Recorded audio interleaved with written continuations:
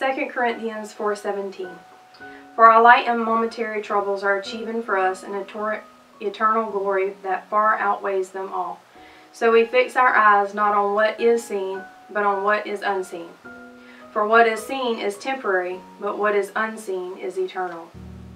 Hi, my name is Christy Moore, and I am a member of the church at Golly Station.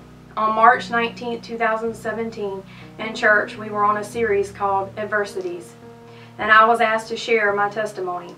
That day, Jesus pulled me out of my comfort zone, and I shared information about my past that I thought would never be possible. After the testimony, Pastor Darren went into the sermon, and in my notes I had jotted down 2 Corinthians 4:17.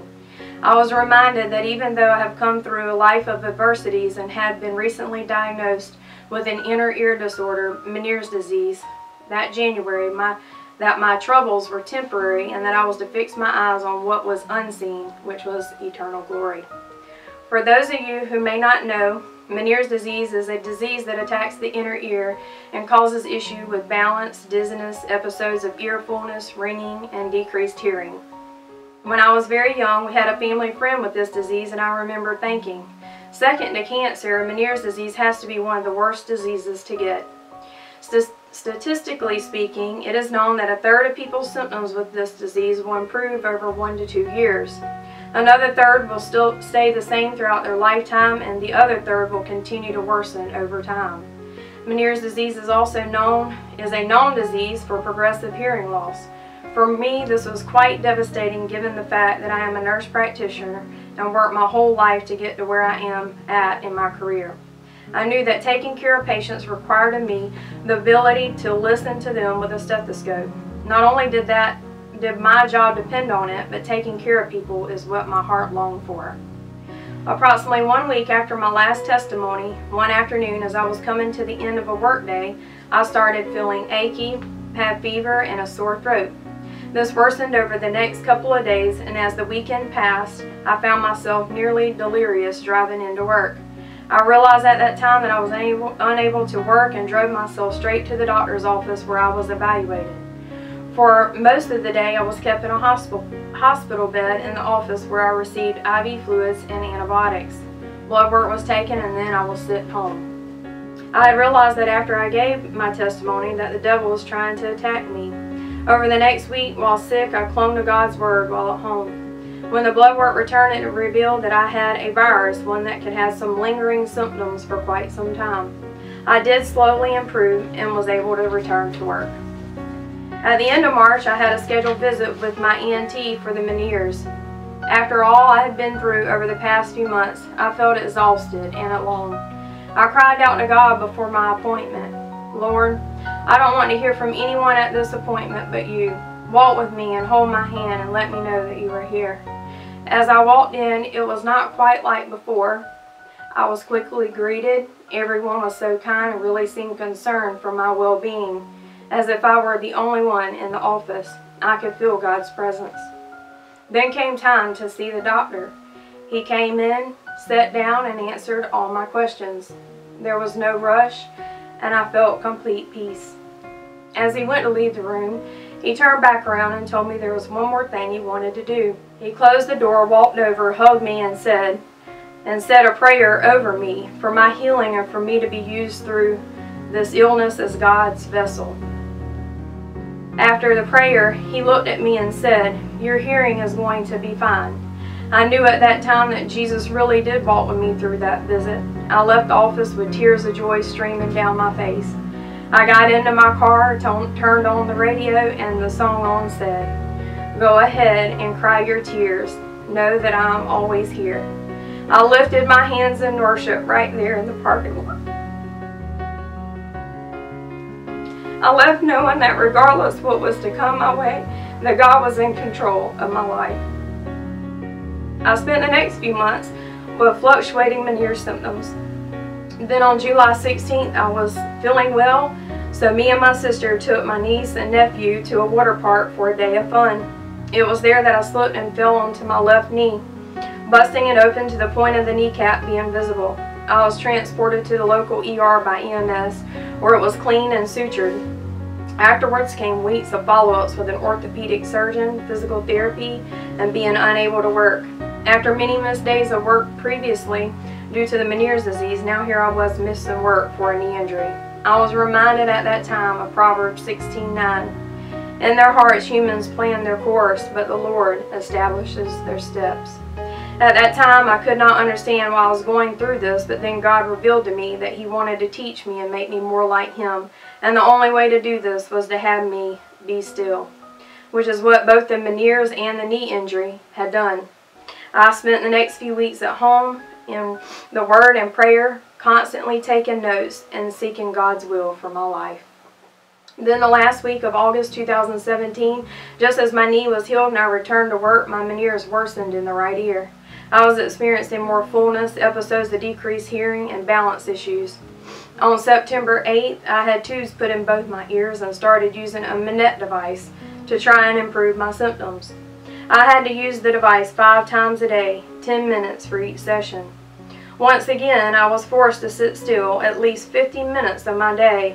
I made sure that during this time I focused on what Jesus wanted to say to me, as I knew there was a purpose for what I was going through. As the months went on, I slowly felt my health improving. I brought in the new year 2018 and would only occasionally experience flares with the disease. I felt like I was improving and was excited to be feeling better and able to return to work without missing days due to illness or injury. I started the month of February at work and everything seemed to be going well until one day both administration and human resources was at my office to talk with me and go over my previous year's evaluation. My job was at risk and I was placed on a 90-day probation period where I was closely monitored.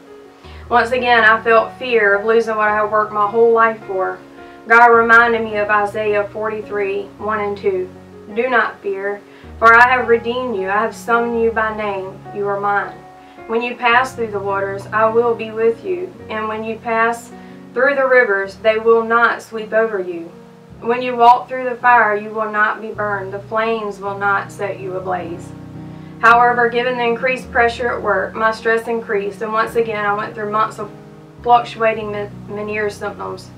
However, by the grace of God, I was able to continue work and not miss any days. I made it past the 90 days, and it was determined that I would not be terminated.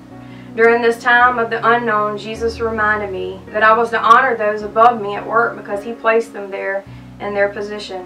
He also showed me Colossians 3:23 and 24. Whatever you do, work at it with all your heart, as working for the Lord, not for human masters, since you know that you will receive an inheritance from the Lord as a reward. It is the Lord Christ you are serving. Over the next few months leading to the present time, I would say that overall my Meniere's has improved since last year. I don't experience near the balance issues as before. Since the tubes were placed, I have experienced constant high-pitched ringing in my left ear that has improved some over time. My fullness fluctuates month by month. In September, the tube fell out of my right ear, and since that time I have had what's called hypercusis, where I'm unable to tolerate much bass sounds as they are magnified to the point of being painful. Yet I am reminded of everything God has taught me and revealed to me, and know that He has a great purpose for everything I experience. Every cross I take up and bear is to honor Him. Me and my husband was given the opportunity by 2 special friends to experience the walk to Emmaus at the beginning of October.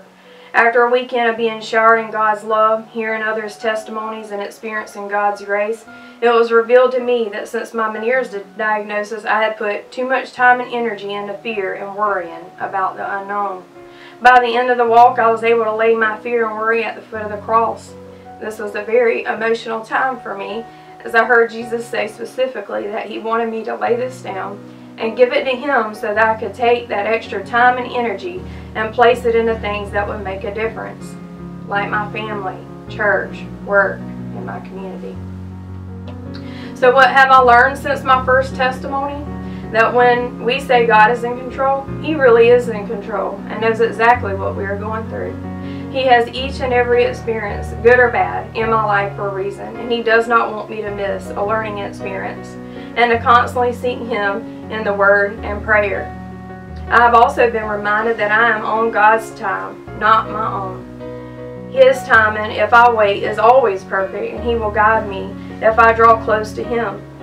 James 4:8 says, "Come near to God and He will come near to you." People have asked me over the past couple years if I could get rid of this disease, would I? My answer? Without this disease, I would have never learned to truly lean on God. This is a disease with no cure, and I am therefore solely reliant on God to fully take care of my needs. No one can heal me but Jesus, and we are on His time as He continues to teach me and make me more like Him. I have prayed for godly friends to help me along this journey, and He has answered my prayers through this church. He has sent me friends that will call me at my home and say, "Hey, let's pray," as couples over the phone, and for this I am eternally grateful. He has led me to a church where I minister to like never before and feel the Spirit leading each week. God is calling me out of my comfort zone and has helped me finally identify my spiritual gifts and is showing me how to put them to use. There is no doubt that if God had never put me through this disease and other trials over the past 2 years, that I would be where I am now. He has broken me from myself and humbled me. So yes, this disease is difficult, but I would never change being diagnosed or anything I've experienced, because through the difficult times is when I have heard God the clearest, and because of this my life has been forever changed. Jeremiah 29:11, "For I know the plans I have for you, declares the Lord, plans to prosper you and not to harm you, plans to give you a hope and a future." Thank you.